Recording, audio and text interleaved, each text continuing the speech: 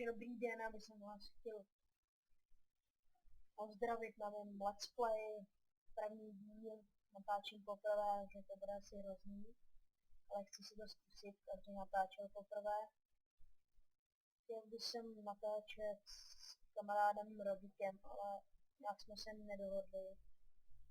Tak to asi nevyšlo, asi ho teďka neuslyšíte, tak zkusit to můžeme. Zkus něco říct, Robiku.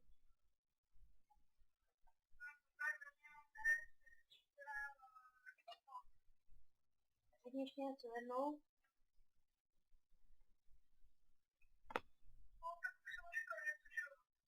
No, tak to nevím, jestli jste ho slyšeli, ale prostě chci vám ukázat zatím barák,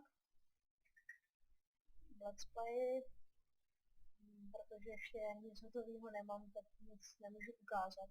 Já jsem dneska začal a dneska jsem si všechno stáhl na zahrádce. U další dílů už tady bude most, který chceme postavit s Robikem. Bude asi paráda.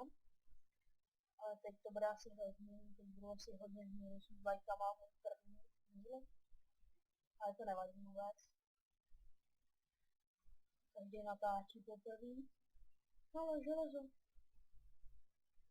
No tak jako, zatím tady nic nemám, tak vám nemám nic ukázat, ale v dalším let's play už vám ukážu další věci. Se natěžím diamanty, tak ukážu něco dělám diamantů a to bude lepší, ale teď prostě nic nemám, tak jsem vám zatím chtěl ukázat jen barák.